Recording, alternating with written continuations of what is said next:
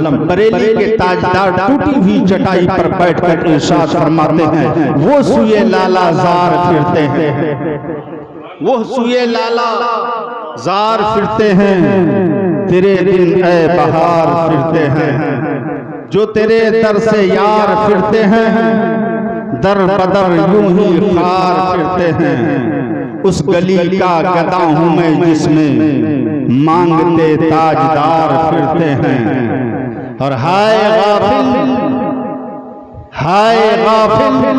वो क्या जगह है जहां, हाय गाफिल वो क्या जगह है जहां, पांच जाते हैं चार फिरते हैं, पांच जाते हैं चार फिरते हैं। खुतबे मसनूना के बाद मैंने कुरान की जिस आयत करीमा को मौजूए सुखन बनाया है, अल्लाह रब्बुल इज्जत कुरान में इरशाद फरमाता है, या अय्युहल्लज़ीना आमनू तक़ुल्लाहा हक़्क़ तुक़ातिही वला तमूतुन्ना इल्ला व अंतुम मुस्लिमून। आयत करीमा का तर्जुमा और उसका माना और मफ़हूम ये है, अल्लाह फरमाता है, ऐ ईमान वालों, अल्लाह से डरो, हक़्क़ तुक़ातिही जैसा कि डरने का हक है, वला तमूतुन्ना इल्ला व अंतुम मुस्लिमून, और हरगिज़ ना मरो, हरगिज़ ना मरो मगर मुसलमान होकर मरो। जब भी मौत आए हालत ईमान में आए, अल्लाह किसे खिताब कर रहा है? मोमिनों से खिताब फरमाता है, ऐ ईमान वालों, अल्लाह से डरो जैसा कि डरने का हक है। अब आप अपने गिरबान में देखें, अपने वजूद का मुहासिबा करें, अपने वजूद पर निगाह डालें, अपने वजूद का जायजा लें। अल्लाह फरमाता, ईमान वालों से डरो अल्लाह से जैसा कि डरने का हक है। अब हमें देखना चाहिए हमारे दिल में खशियत इलाही किस कदर है, हम कितना डरते हैं, किस कदर डरते हैं। तो अगर किसी का डर देखना है, किसी की खशियत देखना है कि अल्लाह से डर रहा है, उसके दिल में किस कदर रब की खशियत है। जिस पालनहार ने पैदा किया है, जिस पालनहार ने हमें रिज़्क़ दिया है, जिसने हमें दुनिया में भेजा है, जिसने हमारी परवरिश की है, आज हम यही समझते हैं हमारी परवरिश हमारी माँ ने किया है, हमारी परवरिश हमारे बाप ने किया है, हमारी परवरिश हमारे भाई ने किया है, हमारी परवरिश हमारे रिश्तेदार ने किया है, हमारी परवरिश हमारे अजीजों ने किया है। लेकिन ये परवरिश जो तुम्हारी माँ ने किया है, जो तुम्हारे बाप ने किया है, असल में परवरिश वो पाक परवरदिगार की है, खालिक कायनात की परवरिश है। परवरिश उसने किया है, मगर परवरिश का जरिया तुम्हारी माँ को बना दिया है, परवरिश का जरिया तुम्हारे बाप को बना दिया है, परवरिश का जरिया तुम्हारे भाई को बना दिया है, परवरिश का जरिया तुम्हारे रिश्तेदार को बना दिया है। लेकिन अगर अपने वजूद पर तुम निगाह डालोगे, तुम्हारी माँ ने अपने पेट के अंदर तुमको रखा है, 9 महीने तक अपने शिकम में रखा है, तुम अपने शिकम में मादर में 9 महीने तक रहे हो। लेकिन बताओ तो सही, तुम्हारी माँ के पेट में तुम्हें रिज़्क़ किसने दिया है, तुम्हें खुराक किसने पहुंचाई है, तुम्हें रिज़्क़ किसने दिया है? बताओ तुम्हारी माँ के पेट में तुम्हारी परवरिश किसने की है, तुमको किसने पाल करके रखा है, तुमको सही सलामत किसने रखा है, तुम्हारी आज़ाद को किसने संवारा है, तुम्हारी आंखें किसने बनाई है, तुम्हारा रुखसार किसने बनाया है, तुम्हारी पेशानी किसने बनाई है, तुम्हारे हाथों को किसने संवारा है, तुम्हारे पैर किसने बनाया है। तो अगर आप अपने वजूद पर निगाह डालोगे तो पता ये चलता है आंखें बनाने वाला अल्लाह है, पेशानी बनाने वाला अल्लाह है, कान देने वाला अल्लाह है, जुबान देने वाला अल्लाह है, सर बनाने वाला अल्लाह है, हाथ को रब ने बनाया है, पैर भी रब ने बनाया है, पूरा मुजस्समा खालिक़े कायनात ने माँ के शिकम के अंदर बनाया है, माँ के शिकम में तुम्हारा मुजस्समा बनाया है, तुम्हारे अंदर रूह डाली गई है, रूह डाली गई है। अब तुमको भूख का एहसास हुआ है, अब तुमको रिज़्क़ की जरूरत हुई है, अब तुमको ग़िज़ा की जरूरत हुई है। खालिक़े कायनात ने वजूद बख्शा है, उसके बाद में फरमाता है बंदे अपने वजूद पर निगाह डाल, तुम माँ के शिकम के अंदर है, अभी तेरे अंदर कोई तेरे तुम बाख्तियार नहीं है, लेकिन तू अभी बाशऊर नहीं है, शऊर नहीं है, मगर तुझे खिलाता पिलाता तेरा परवरदिगार है, जो तेरे माँ के शिकम में तुझे पाल रहा है। कल पैदा होने के बाद में उस परवरदिगार को, उस खालिक़े कायनात को भुलाना नहीं, इसलिए कि तुमको तुम्हारे माँ के शिकम में तुम्हारे परवरदिगार ने पाल रखा है। और उसके बाद में जब इंसान, जब बच्चा माँ के शिकम से बाहर दुनिया में तशरीफ लेकर के आता है, माँ के शिकम में तशरीफ लेकर के आता है, इसलिए इस्लाम ने हुक्म दे दिया है कि जब बच्चा पैदा हो उसके कान में अज़ान पुकार दी जाए। अज़ान पुकारी जाती है वो इसलिए पुकारी जाती है ताकि बच्चा जो जो है माँ के शिकम के अंदर से खा करके निकला है, उसको वही खुदा याद आ जाए जिसने माँ के शिकम में तुमको पाला है, ताकि उसे पता ये चल जाए कि मुझे माँ के शिकम में जिस परवरदिगार ने पाला है उसी के वहदानियत का ऐलान किया जा रहा है, उसी के नाम के नारे लगाए जा रहे हैं, उसी के नाम की अज़ान दी जा रही है, उसी का नाम मेरे कानों में पुकारा जा रहा है, उसी परवरदिगार की याद दिलाई जा रही है। ऐ बंदे, अब दुनिया में आ गया है, अब तेरे ऊपर जिम्मेदारियां रखी जाएंगे, अब इसलिए कि तू जो जिम्मेदार बनाया गया है, इसलिए जब दुनिया में आया है अज़ान की आवाज कानों में गूंजती है। बंदे को एहसास होना चाहिए कि जिस खालिक़े कायनात ने मुझे माँ के शिकम में पाला है वो दुनिया में मुझे फरामोश नहीं करेगा, वो मुझे भूखा नहीं रखेगा, वो मुझे प्यासा नहीं रखेगा। वही खालिक़े कायनात है जो दुनिया में रिज़्क़ दे रहा है, उसी का रिज़्क़ हम खाते हैं, मगर हम उसका शुक्र अदा नहीं करते हैं, फिर भी हम उसे भूल जाया करते हैं। फिर भी मेरे पास इतनी मोहलत नहीं है, खाना खाने से पहले जैसे दस्तरखान लगाया जाता है, खाना सामने आता है, हमें फिक्र नहीं है कि हमें खाना कैसे शुरू करना चाहिए, खाने के आदाब क्या हैं, हमारे दस्तरखान के आदाब क्या हैं, हमें मालूम नहीं है। दस्तरखान बिछा है, पेट में भूख लगी है, हमने फौरन खाना शुरू कर दिया है, लेकिन हमें ये तरीका मालूम नहीं है, हमें ये आदब मालूम नहीं है, हमें खाने का शऊर नहीं है, हम खाते चले जा रहे हैं। हमें ये फिक्र ना हुई कि बताओ इस्लाम ने हमें खाने का तरीका क्या सिखाया है।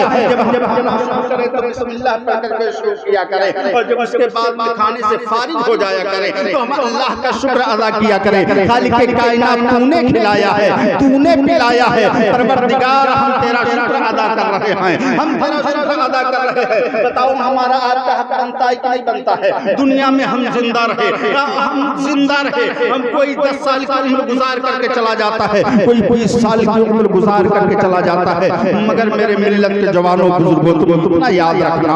आओ मैं आपको बताना चाहता हूँ, एक शख्स है जब वो बीमार पड़ता है, उसके नज़ा का वक्त करीब आता है, उसके अज़ीज़ व अक़ारिब भी आए हुए हैं, बाप भी पैताने खड़ा है, माँ भी सराहने बैठी हुई है, भाई उसके करीब में खड़े हैं, सारे के सारे रो रहे हैं, बीवी भी रो रही है, बच्चे भी बिलक रहे हैं, बच्चे बिलक रहे हैं। वही बीमार शख्स है अपने बाप से पूछता है, अब्बा हुजूर बताओ ये तुम्हारे आंखों में आंसू कैसे हैं, ये तुम्हारे चेहरे पर गमगीनी कैसी है, ये तुम्हारे आंखों से आंसू क्यों गिर रहे हैं? तो बाप यही कहता है, बेटा ये मोहब्बत का तकाजा है, बेटा तुम चले जाओगे दुनिया से, तुम मुझको छोड़ करके चले जाओगे, ये तुम्हारा बूढ़ा बाप किसके सहारे दुनिया में जिएगा? मैंने सोचा था मेरे बुढ़ापे का सहारा हो, मेरे बुढ़ापे की लाठी तुम ही हो, इसलिए आज मैं रो रहा हूँ कि अगर तुम्हारा इंतकाल हो गया तो बाप के सहारा चला जाएगा, बाप की लाठी टूट जाएगी। बेटा इसलिए मैं रो रहा हूँ, तुम्हारे जाने के बाद में मेरा रखरखाव कौन करेगा?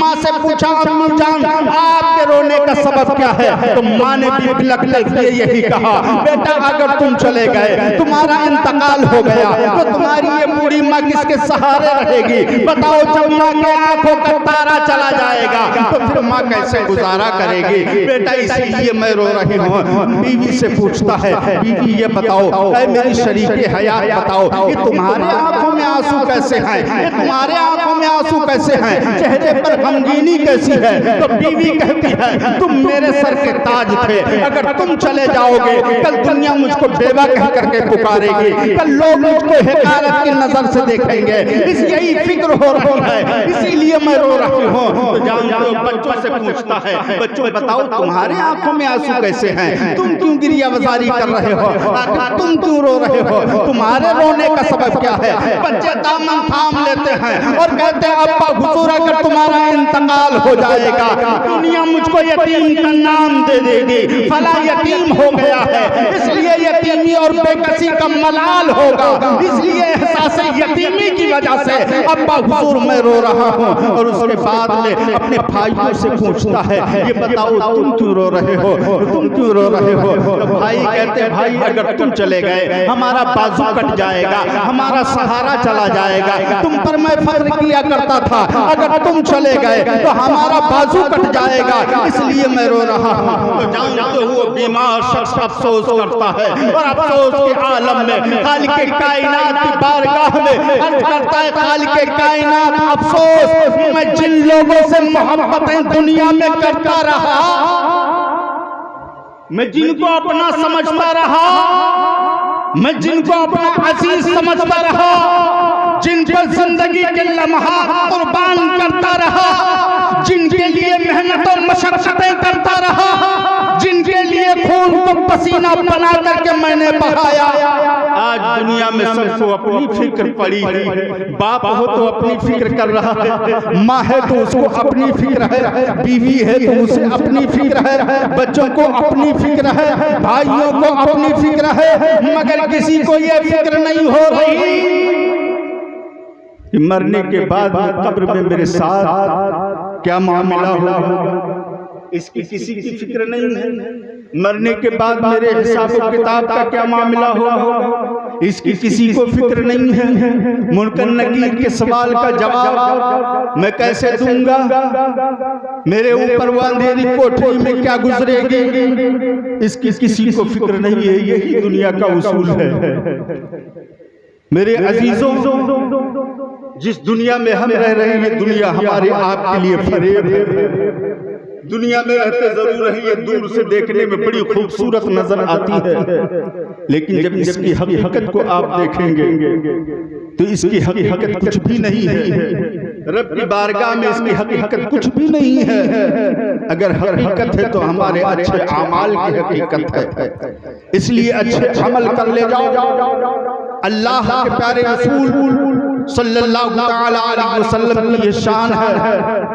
आक़ाए कौनैन सल्लल्लाहु अलैहि वसल्लम की एक हदीस मुलाज़ा फरमाया, उसके बाद मैं अपने गुफ्तगू को खत्म करता हूँ। अन बरा इब्न आज़िम क़ाला क़ाला रसूलुल्लाह सल्लल्लाहु अलैहि वसल्लम यातीही मलकान फयुजलिसानिही। हज़रत बरा इब्न आज़िम रज़ियल्लाहु तआला अन्हु से रिवायत है, फरमाते हैं कि आक़ाए कौनैन सुल्तान दारैन जनाब मोहम्मद रसूलुल्लाह सल्लल्लाहु अलैहि वसल्लम ने इरशाद फरमाया, यातीही मलकान फयुजलिसानिही। जब मुर्दे को कब्र में दफनाने के बाद लोग 40 कदम कब्र से हट जाया करते हैं। यातीही मलकान, तो 2 फरिश्ते कब्र में आते हैं। फयुजलिसानिही, तो मुर्दे को उठाकर कब्र में बिठाते हैं और बिठाने के बाद में फयक़ूलान लहू, तो दोनों फरिश्ते फिर उससे सवाल करते हैं, मन रब्बुका, ऐ बंदे बता तेरा रब कौन है, तेरा रब कौन है। फयक़ूलू रब्बी अल्लाह। अगर वो बंदा मोमिन है, अगर वो बंदा सादिक है, अगर वो बंदा सच्चा है, अगर वो मोमिन है, फयक़ूलु रब्बी अल्लाह, तो बंदा कहेगा मेरा रब अल्लाह है। फयक़ूलान लहू मा दीनुका, फिर दोनों फरिश्ते उससे पूछेंगे मा दीनुका, तेरा दीन क्या है, तेरा दीन क्या है, तेरा दीन क्या है। फयक़ूलु दीनी अल इस्लाम। अगर वो बंदा मोमिन है, अगर वो आशिक रसूल है, वो रसूल के सुन्नतों पर अमल करने वाला है, अगर वाकई में खशीयत इलाही में उसने अपने जिंदगी के लम्हात को गुजारा है, फयक़ूलु दीनी अल-इस्लाम, तो वो जवाब देगा मेरा दीन इस्लाम है। फयक़ूलाने लहू मा कुन्त तक़ूलु फी शान हाज़ा रजुल, फिर वो तीसरा सवाल फरिश्ते करते हैं। ये दो सवाल कर दिए गए हैं, रब को पूछ लिया गया, दीन के मामलात को पूछ लिया गया, दीन के बारे में पूछा गया, तुम्हारा दीन क्या है, तुम्हारा रब कौन है। उसके बाद आखिरी सवाल होता है, मा कुन्त तक़ूलु फी शान हाज़ा रजुल, ऐ बंदे ये बता तू इस मर्द के बारे में दुनिया में क्या कहा करता था, तेरा क्या अकीदा था, तेरा क्या मामला था, इस मर्द के बारे में तेरा क्या अकीदा था। जो उलमा है जानते हैं हाज़ा इसमें इशारा करीब के लिए होता है, इसीलिए फरिश्ते पूछते हैं इस मर्द के बारे में तेरा क्या ख्याल था। अगर वो मोमिन बंदा है तो फयक़ूलु हुवा रसूलुल्लाह सल्लल्लाहु अलैहि वसल्लम, अगर वो मोमिन बंदा है तो वो जवाब देता है फरिश्तों किस ज़ात के बारे में पूछ रहे हो, अरे ये तो मेरे आका जनाब मुहम्मदुर रसूलुल्लाह है। फरिश्ते सवाल करेंगे, फयक़ूलाने लहू मन अदरका, फिर फरिश्ते उससे पूछेंगे तुमने इनको कैसे जाना है, तुमने इनको कैसे पहचाना है। फयक़ूलु क़राअतु किताबुल्लाह, तो वो जवाब देगा मैंने जब अल्लाह की किताब पढ़ी तो मैंने जान लिया कि कब्र की अंधेरी कोठरी में कोई मददगार, कोई और आने वाला नहीं है सिवाय मुहम्मदुर रसूलुल्लाह के। मैंने जान लिया कि कब्र में आने वाली ज़ात मेरे आका जनाब मुहम्मदुर रसूलुल्लाह की है। आप अंदाजा लगाओ कि जिस ज़ात को हमसे और आपसे इतनी मोहब्बत हो, हम आज उस ज़ात को फरामोश कर रहे हैं, हम उसकी सुन्नतों को छोड़ रहे हैं। उसके बाद में हम बड़े बड़े नारे लगाते हैं कि जो है सरकार जो है सरकार का दामन नहीं छोड़ेंगे, और कैसे कैसे नारे लगाए जाते हैं। आज हम नारे तो बड़े बड़े लगाते हैं, मगर हमने नबी के नाम का सिर्फ नारा लगा करके काम चला लिया है। ये काम चलने वाला नहीं है मेरे भाई, सिर्फ काम नारे से काम नहीं चलेगा। हम अगर नबी को मानते हैं तो हमको नबी की मानना चाहिए, हमको नबी की भी मानना चाहिए कि सिर्फ नबी को मानने से काम नहीं चलेगा। इसलिए मेरे मिल्लत के जवानों कि आज हमारे आप के लिए ज़रूरी क्या है, हमको अपने नबी से कितनी मोहब्बत करनी चाहिए। बुखारी शरीफ की हदीस से पाक है, आकाए कौनैन जनाब मुहम्मदुर रसूलुल्लाह सल्लल्लाहु तआला अलैहि वसल्लम ने इरशाद फरमाया, ला युमिनु अहदुकुम हत्ता कुना हब्बा इलैहि मिन वालिदिही व वलदिही वन नासी अजमईन। प्यारे आका मदीने के ताजदार इरशाद फरमाते, ला युमिनु, तुम में से कोई उस वक्त तक मोमिन नहीं होता, कोई उस वक्त तक मोमिन नहीं हो सकता जब तक के अपने वालिदैन से ज्यादा, अपनी औलादों से ज्यादा, अजीजों अकारिब से ज्यादा, दुनिया की हर शय से ज्यादा जब तक मुझसे मोहब्बत न कर ले, मुझको अपना महबूब न बना ले, उस वक्त तक कोई मोमिन नहीं हो सकता। उस वक्त तक कोई मोमिन नहीं हो सकता। अब मस्जिद में अजान हो और मोहब्बत का अगर अंदाज़ा लगाना है तो फिर देख लेना, मस्जिद में अजान हो रही हो और हम जब सड़ाकी में लगे रहे, मोबाइलों में लगे रहे, टाइम पास करने में लगे रहे, तो उससे पता चलता है कि हमारे दिल में कितनी मोहब्बत है, हम किस कदर अकीदत रखते हैं। एक मुर्दा है कब्र में दफनाया गया, फरिश्ते आते हैं सवाल करते हैं मन रब्बुका मा दीनुका, सवाल करते चले जा रहे हैं, मगर वो बंदा है कि बंदा है, आगे पीछे दाएं बाएं आगे पीछे देख रहा होगा। फरिश्ते फिर सवाल करते हैं मन रब्बुका, तेरा रब कौन है, फिर कोई जवाब नहीं देता, दाएं बाएं आगे पीछे ऊपर नीचे देख रहा होगा। फिर फरिश्ते उससे सवाल करेंगे मन रब्बुका, तेरा रब कौन है, फिर फरिश्ते सवाल करते हैं, मगर उसकी वही कैफियत है जो पहले कैफियत थी, फिर दाएं बाएं आगे पीछे देखता है, है। फिर खालिक कायनात की बारगाह में फरिश्ते इल्तिजा करते हैं, अर्ज़ गुज़ार होते हैं, खालिक कायनात आदम से लेकर आज तक मैंने तेरे बंदों से सवालों जवाब किए हैं, मगर जिससे भी सवाल किया गया है किसी ने हाँ में जवाब दे दिया है, किसी ने ना में जवाब दिया है, मगर खालिक कायनात ये तेरा ऐसा बंदा है जिससे हम सवाल करते चले जा रहे हैं मगर कोई जवाब नहीं दे रहा है। वो दाएं बाएं आगे पीछे ऊपर नीचे देख रहा है। खालिक कायनात फरमाएगा फरिश्तों जाओ और जाने के बाद में मेरे बंदे से फिर सवाल करो, वही सवाल करो। जब आगे पीछे दाएं बाएं ऊपर नीचे देखना शुरू करे तो मेरे बंदे से इतना पूछ लेना कि इस अंधेरी कोठरी में किसे तलाश कर रहा है, किसे ढूंढ रहा है, किसे देख रहा है, किसका इंतजार कर रहा है। फरिश्ते फिर उससे सवाल करते हैं मन रब्बुका, तेरा रब कौन है? फिर वो कोई जवाब नहीं देता, आगे पीछे दाएं बाएं देख रहा है, ऊपर नीचे देख रहा है। फरिश्ते उससे फिर सवाल करते हैं ये बता इस अंधेरी कोठरी में किसे तलाश कर रहा है? तो जानते हुए जवाब देता है फरिश्तों तुमको अपने सवाल का जवाब पड़ा है, मेरी निगाहें तो मुस्तफा को तलाश कर रही हैं, मेरी निगाहें मेरे आका को तलाश कर रही हैं। इसलिए कि मैंने दुनिया में अपने वलमा से सुना था कि कब्र में रसूल की जलवागरी होती है, कब्र में रसूल तशरीफ लेकर के आते हैं, इसलिए मेरी निगाहें अपने आका के दीदार के लिए मुंतजिर है। तुमको अपने सवाल का जवाब पड़ा है, मुझे रसूल पाक की पड़ी है। सुनना था क्या उनको एक निदा आती है ऐ फरिश्तों जिसकी निगाहें मेरे हबीब को तलाश कर रही हो, अब मेरे बंदे से सवाल करने की जरूरत नहीं है। वो मैं